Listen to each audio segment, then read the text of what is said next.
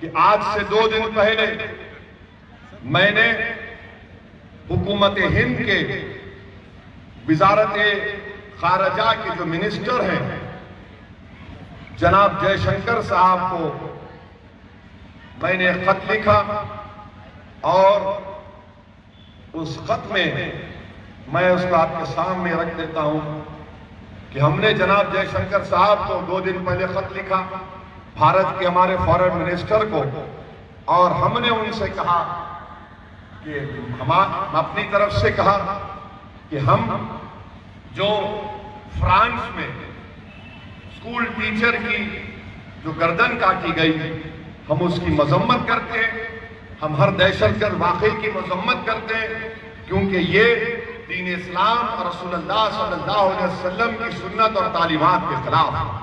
वहीं पर हमने हुकूमत हिंद से ये बात का मुतालबा किया कि वो हुकूमत फ्रांस से हमारे जज्बात की और हमारे तकलीफ को उस हुकूमत के सामने रखें कि किस तरह से अल्लाह के रसूल सल्लल्लाहु अलैहि वसल्लम के कार्टून बनाए गए।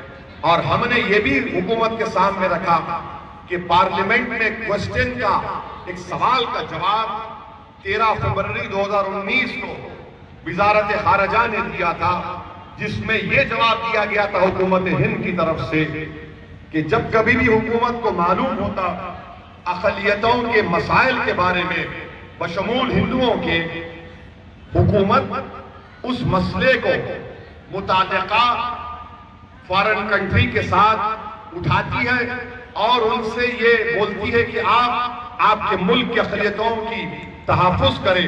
मैंने उस वक्त में मोहतरमा सुषमा स्वराज का भी जिक्र किया कि उन्होंने 2016 में बांग्लादेश की हुकूमत को लेकर लिखकर बांग्लादेश में बसने वाले हिंदुओं के तहफ़्फ़ुज़ का मुतालबा किया था।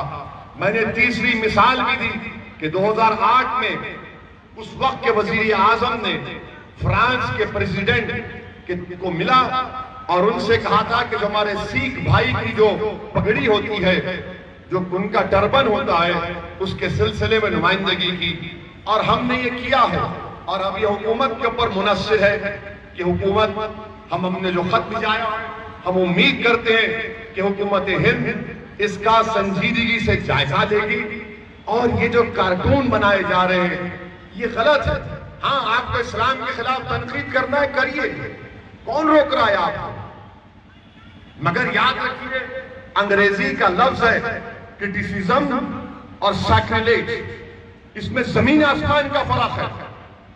तनकीद पे एतराज नहीं है किसी को, और एक बात जमाने को समझना है कि हम मुसलमान हैं, हम में सुन्नी भी है, शिया भी है, हम में अहले हदीस भी है, देवबंदी भी है, बरेलवी भी है, हम में आगा खानी भी है, हम में बोहरी मुसलमान भी है, हम में दाऊदी बोरा भी है, सुलेमानी बोरा भी है, हम सुरजापुरी भी है, शेरशाहवादी भी है, हम कुलैया है, हम पश्चिमा है, हम सैफी है, हम अंसारी है, हम सैयद है, हम पठान है, मगर सब एक है एक मामले में कि नबी की अजमत का जब मामला आता हम सब एक हो जाता है।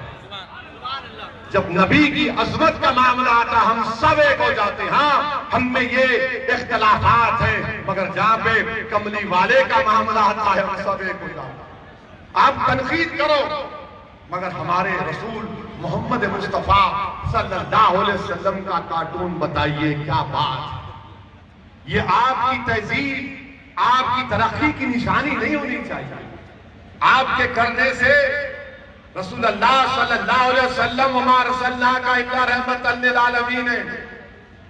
तुम करोगे ये हरकत तो अल्लाह तुमको बेयार और मददगार छोड़ देगा। अकेले याद रखो, अल्लाह सुब्हानहू व तआला रसूलुल्लाह सल्लल्लाहु अलैहि वसल्लम को अपना रहमतुल आलमीन बनाकर भेजा है।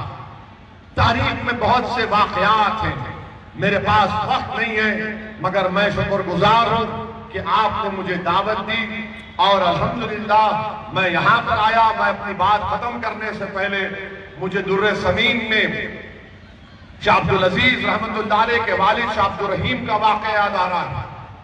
कि उसमें उन्होंने लिखा कि उनके वालिद शाह अब्दुल रहीम रहमतुल्लाह अलैह हर साल 12 रबीउल अव्वल को गरीबों में खाना खिलाता बरकत के लिए।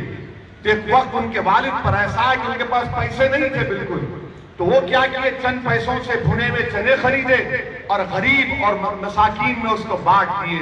तो रात में अल्लाह के रसूल सल्लल्लाहु अलैहि वसल्लम का दीदार हुआ और अल्लाह के रसूल सल्लल्लाहु अलैहि वसल्लम ने शाह अब्दुल रहीम को ख्वाब में आपने देखा, शाह अब्दुल रहीम रहमतुल्लाह अलैह ने, और आप फरमाते हैं ख्वाब में कि एक मेज रखा हुआ है, उस पर ये भुने हुए चने रखे हुए हैं और रहमतुल आलमीन सल्लल्लाहु अलैहि वसल्लम ने इशारा फरमा कर कहा कि अब्दुल रहीम तूने इन चनों को बांट करके बड़ा अच्छा काम किया। मेरे अजीज दोस्तों और बुजुर्गों, कुरान और सुन्नत पर सख्ती से अमल करिए, अजबियत को खत्म करिए, अल्लाह के रसूल सल्लल्लाहु अलैहि वसल्लम के हुज्जतुल विदा के खुतबे को याद रखिए। असदुद्दीन ओवैसी को किसी शेरशाह वादी पर फौकियत हासिल नहीं है। हम सब बराबर हैं, ना कोई काले को गोरे पर, ना किसी गोरे को काले पर फौकियत है। अल्लाह की नजर में सब बराबर है। अल्लाह के करीब वो है जो मुत्तकी और परहेजगार है।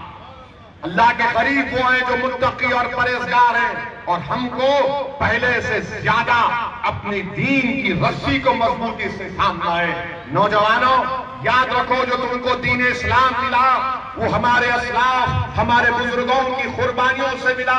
उनको दर दर दर बदर होना पड़ा, खानदानों से मुकाबला करना पड़ा, कायदो बंद की सोबतों को बर्दाश्त करना पड़ा, उनके घर उजड़ गए, उनके बेटियां बेवा हो गई, बच्चे यतीम हो गए, तब जाकर ये दौलत ईमान हमको मिली है। नौजवानों, याद रखो, दीन इस्लाम वो तौहीद का नशा है। जो कोई उसको पी लेता है, दुनिया की कोई ताकत उससे नशा नहीं उतार सकती। वो इसी तौहीद के नशे में रहता है, अल्लाह की राह में जिद्दोजहद करता है, या तो अपने आप को कुर्बान कर देता या फिर अपनी जिंदगी गाजी की तरह गुजारता है। हिम्मत और हौसलों को बुलंद रखो। जो तूफान दुनिया में तुमको नजर आए, इंशाअल्लाह ताला अल्लाह इन बातिल ताकतों के तूफानों को खत्म करेगा और अल्लाह अमन को कायम करेगा। मैं अल्लाह से दुआ भी करता हूँ कि अल्लाह सुब्हानहू तआला हमारे वतन अजीज में अमन को कायम कर दे। अल्लाह सुब्हानहू तआला हमारे मुल्क में ये कोरोना वायरस को खत्म कर दे। अल्लाह हम तमाम को, पूरी इंसानियत को अपने फजल करम से कोरोना वायरस से निजात दे दे और अल्लाह खुद इसकी दवा हम को मुहैया करा दे। वाखिर दावाना अल्हम्दुलिल्लाहि रब्बिल आलमीन।